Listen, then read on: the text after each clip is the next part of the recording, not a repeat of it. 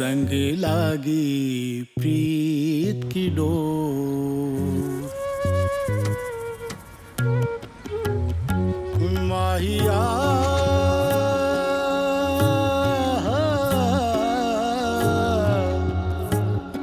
Raanjhanaa You can't.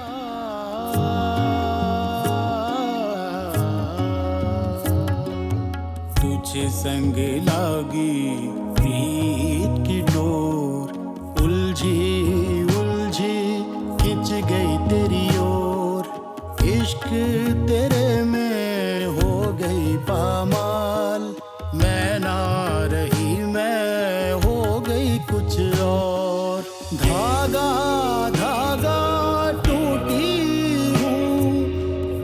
Thank you so much, बहुत शुक्रिया। नहीं, अभी मैं एक और स्क्रिप्ट लिख रही हूँ, 2-3 महीने लगेंगे उसमें। ठीक है, इंशाल्लाह। नेक्स्ट आपका। जी जी जी, सही है। थैंक यू, ख्याल रखिएगा अपना।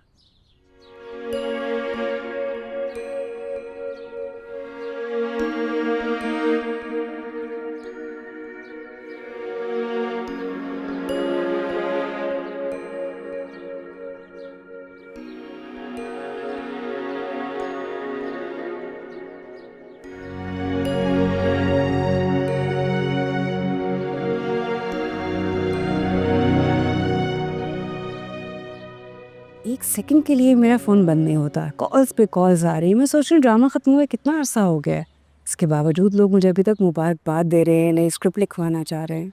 तो ये खुशी की बात नहीं है, आप फेमस भी हो गई हैं और लोग अपनी स्टोरीज भी आपसे लिखवाना चाह रहे हैं।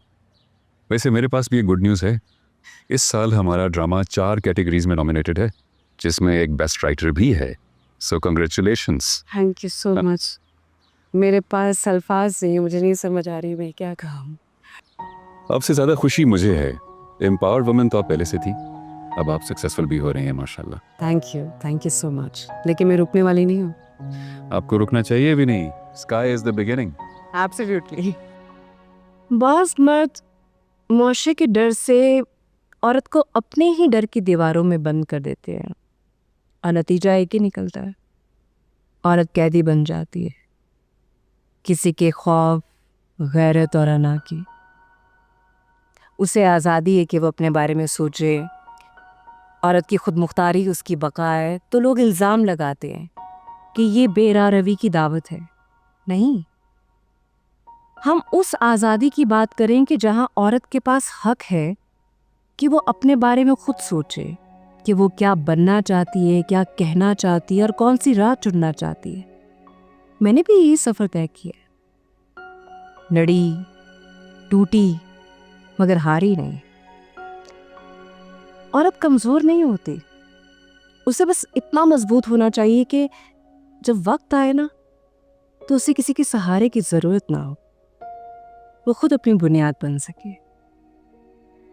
मैं अपने मुआशरे के मर्दों को सिर्फ ये कहना चाहती हूँ कि औरत की खुद मुख्तारी आपकी गैरत और इज़्ज़त पर सवाल नहीं उठाती, वो आपकी ताकत को कमज़ोर नहीं करती। एक खुद मुख्तार औरत मुआशरे का सहारा बनती है। तो इस साल बेस्ट राइटर का अवार्ड जाता है मलिका रियाज को। And the winner is Malika Riaz.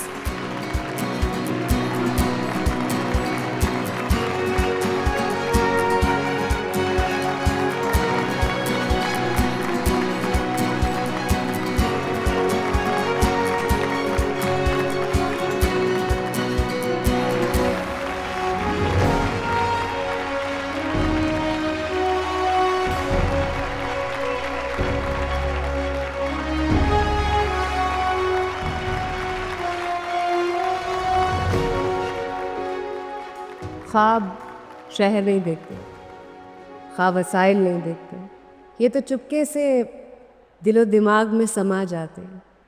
कभी ये ख्वाब आँखों में चमकते हैं और कभी ज़माने की धूल इन पे जम जाती है, और कभी ये ख्वाब उंगली पकड़कर बुलंदियों तक ले जाते हैं, और कभी हम खुद ही ज़बरदस्ती इन्हें दिल के अंधेरों में दफन कर देते हैं।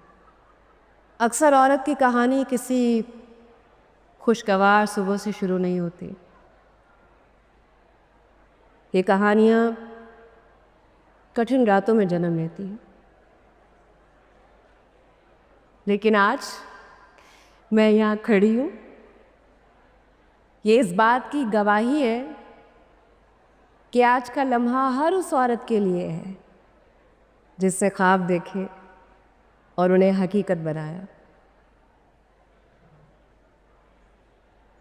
यह हर उस जंग का जश्न है जो चमकते ख्वाबों ने जीते। Thank you so much.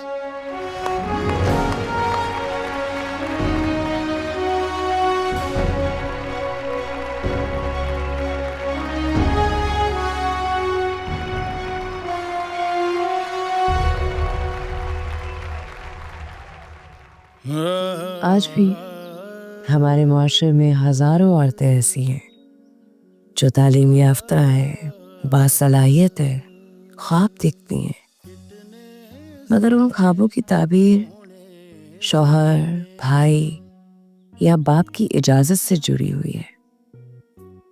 उन्हें इजाज़त चाहिए काम करने के लिए, लिखने के लिए, सच बोलने के लिए और कभी कभी तो सिर्फ जीने के लिए भी। इसलिए मेरा माशरे के सभी मर्दों के लिए पैगाम है, बेहतर है अपनी ज़िंदगी में ही अपने घर की औरत को खुद मुख्तार बना लो।